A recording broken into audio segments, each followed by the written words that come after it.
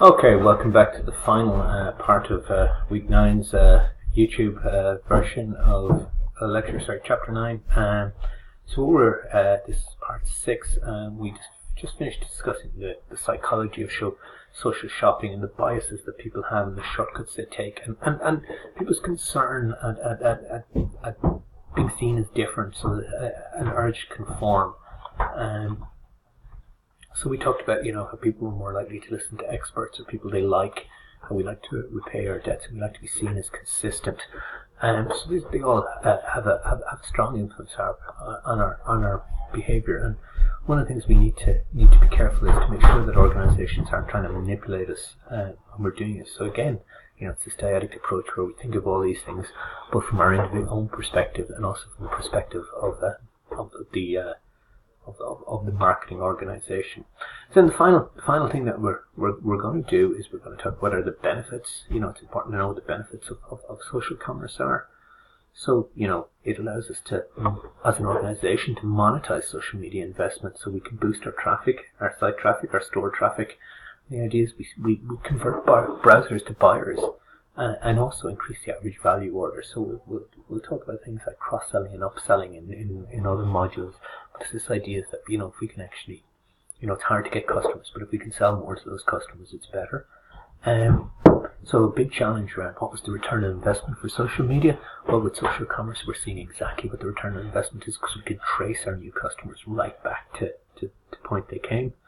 So it gives us an awful lot more data about our customers.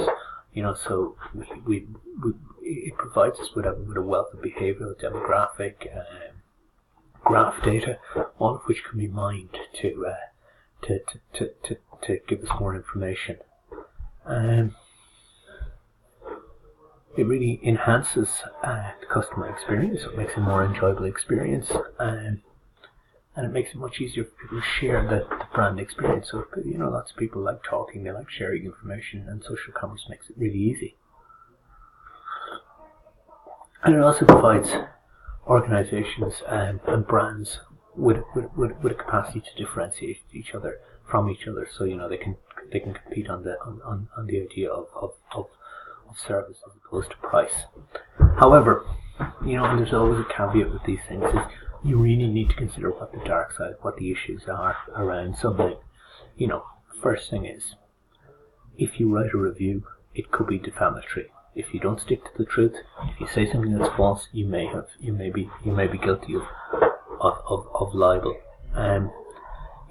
There's issues around safety, particularly for women. In taking an unregulated cab. So we have a taxi regulator who's supposed to check and make sure that the people who are driving taxis are safe. You don't have the same level of regulation in things like Uber and other ride sharing. So the question is, do you trust the person? There's a scam going on at the moment, the Vomit scam, where the Uber driver, it's probably a very small minority of them, actually reports that the passenger has vomited and charges it, and they're automatically charged a soiling fee of something like €200 or something to get the car cleaned. There's horrific Airbnb New Year's disasters. Actually, if you want a good laugh, it's definitely worth googling those. It's not a laugh for the person who owns the apartment, though. You rent out your apartment and people rent it for a party and destroy it. Another thing that we really need to think about, and we would have touched on this in MN329, is the clicks and mortar strategies. What happens if all our social shopping is done online? What happens if there's no jobs in retail in your local town? What happens if warehouse assistants are replaced by robots and whatever? What's the impact for our towns and villages and cities?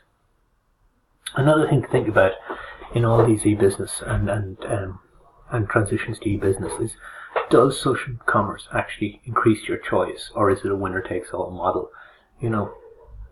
We would have assumed maybe years ago that the internet would have resulted in multiple different online stores selling books, with niches and targeting at different people. But in reality, there's one or two dominant players and everybody else takes second place.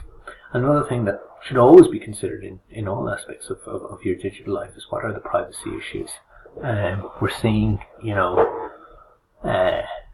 kind of the Internet of Things and the invasion of encroachment of the Internet into private aspects of our lives. So recently there was an issue where people had Internet-enabled sex toys, which were gathering huge amounts of data about people's personal lives. And there is that question sometimes: how effective is social media marketing? So we argued in a previous slide or two that it's very easy to track sales, but not all organizations are at that level of maturity, and lots of people are spending money on social media without necessarily getting out everything obvious in return. Okay, so that wraps up the 6-part YouTube lecture covering Chapter 9. I'd really appreciate any feedback you have on it. If you've made it this far, well done. We'll be back in class for the following week. If you have any questions, do get in contact with me, ideally using Twitter or the or Moodle.